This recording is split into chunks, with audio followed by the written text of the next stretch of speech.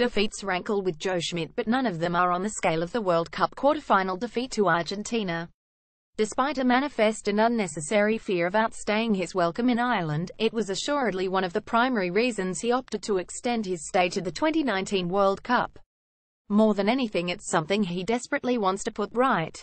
What still agitates him more than anything is the carnage which an uber-physical French side wreaked on the Irish squad in the fallout of the pool-deciding win in Cardiff 2 years ago.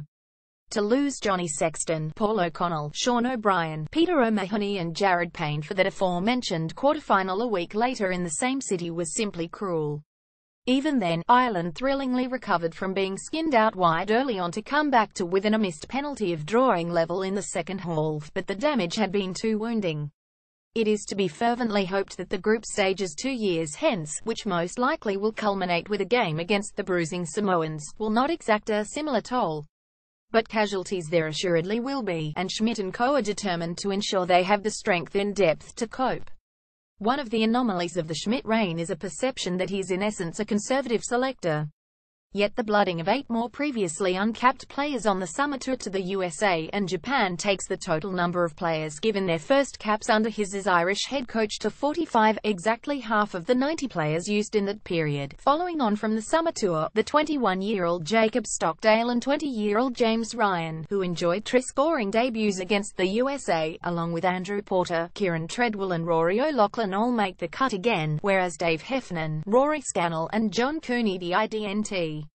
By comparison, since the start of the 201,314 season, Wales have capped 30 new players, including 11 on this summer's South Seas tour. Prior to those 11, only 3 had been capped since the 2015 World Cup: Ellis Jenkins, Corey Hill and Sam Davies. That figure of 45 is liable to rise to 49 over the course of this month's Guinness Series, given the inclusion in the squad of Bundy Aki, Chris Farrell, Darren Sweetnam and Adam Byrne. The Fijian game looks like the one which offers the most scope to blood these players, although Aki must be vying with the once-capped Stuart McCloskey as a midfield partner for Robbie Henshaw. When the sides last met in 2009 at the RDs, Declan Kidney gave debuts to Johnny Sexton, Sean O'Brien and Sean Cronin. Certainly, the word friendly is also something of an anomaly in the context of Test rugby, not least when South Africa and Argentina roll into town. The Springboks and the Pumas don't really do friendly, and even Fiji don't constitute the relative sort that Canada, Georgia and even Samoa have been in previous autumnal windows. Accordingly, following on from last year's momentous November, the South Africa and Argentina games are already sold out while even the Fijian match virtually is, with 48,500 tickets already sold. Nonetheless, this series, along with next summer's 3-test tour to Australia and next year's November matches, offer more opportunity to expand the squad's base than the next 2 Six Nations. Schmidt said as much this week when speaking about giving opportunities to players and confirming you'll see a few changes through the 3 tests. So for us, a really positive Guinness Series is to continue from Japan a little bit. We don't have too many windows. The next window is a massive pressure cooker for us. It's the Six Nations. It's the big competition of the year. If we want to get a window where we can still look to be as competitive as we can be but also grow the group a bit, this is our window, and that's part of our strategy behind some of those guys in the back 3. It's part of the strategy in the second row and in the front row. In summary, it's just an opportunity in the middle of the pitch as well. Training today, it's funny to see Robbie Henshaw being the small centre with Stu McCloskey and Chris Farrell there. We used to have Darcy and Draco there, it's a novelty, he said, smiling at the recollection of how Gordon Darcy and Brian O'Driscoll defied the increasing preponderance of big men in the midfield jungle. There are some exciting new guys involved and we're excited about seeing how they go. If they go well, I think that's a successful Guinness Series for us because it's an investment for us that we want an immediate return on but that we're prepared to also take a longer-term view with. This still has to be balanced with the expectations of the home supporters, with Ireland also protecting their ranking of 4th in the world. The toughest assignment could well be the Boks, ranked 5th in the world.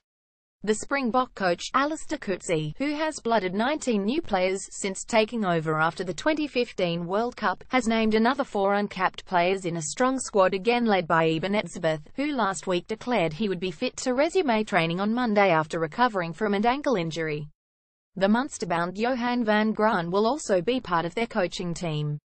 The Box 570 thrashing by New Zealand in Albany on September 16 is still used as the reference point for their season, but they have responded since with a 27-all draw away to Australia, before losing 2,524 to the All Blacks in a thrilling encounter in Cape Town 4 weeks ago.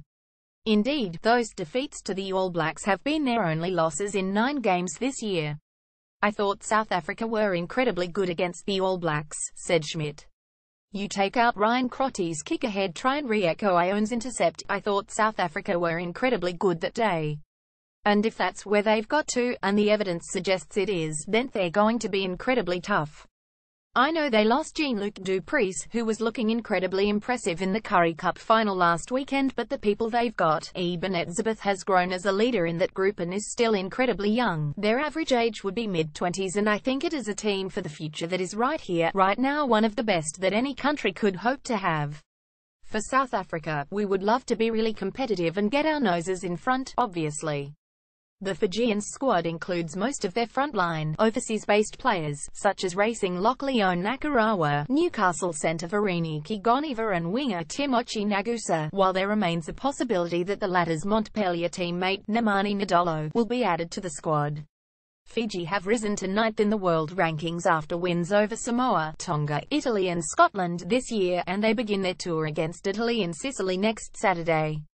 Argentina, whom Ireland will be meeting for the first time since that World Cup quarter-final, have had a tough time of it in 2017, slipping to 10th in the world after a twattest home series to defeat to England was followed by 6 defeats in the Rugby Championship.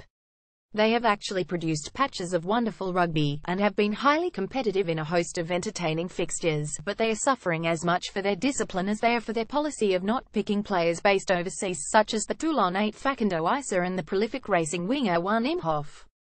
But they still have some star turns from that day in Cardiff, such as redoubtable skipper Agustin Creevy, athletic flanker Pablo Matera and back Joaquin to cool it. After playing England and Italy over the next 2 Saturdays, the game against Ireland marks their final match of their tour in their year. Looking ahead to the Fijian game, Schmidt said, "That's going to be a real physical challenge. The last 2 years we've had Canada and Georgia in those middle tests, and it's given us a little bit of an opportunity to come up for air. There's no coming up for air with some of the behemoths they have in the way they move. They're a fantastic, athletic team, Fiji, and you only have to look at Nakawara and the skill element that he brings, the footwork of Tuisova, the immense power that Nandolo brings, and that was pretty evident at the RDs recently. So those sorts of guys are going to be a real handful for us. And then Argentina. We know Argentina pretty well, and the disappointment we suffered last time at their hands, we'd love to rectify that. We'd love to scrape our way through with the right result and get 3 results, but I think the quality of the performance of some of the individuals that we're looking to give an opportunity to, that will be equally important for us." 2017 Guinness Series fixtures: Ireland v South Africa, Saturday the 11th of November, Co 17.30, Aviva Stadium, Dublin. Ireland v Fiji, Saturday the 18th of November, Co 17.30, Aviva Stadium, Dublin. Ireland v Argentina, Saturday 25th of November, Co 17.30, Aviva Stadium, Dublin.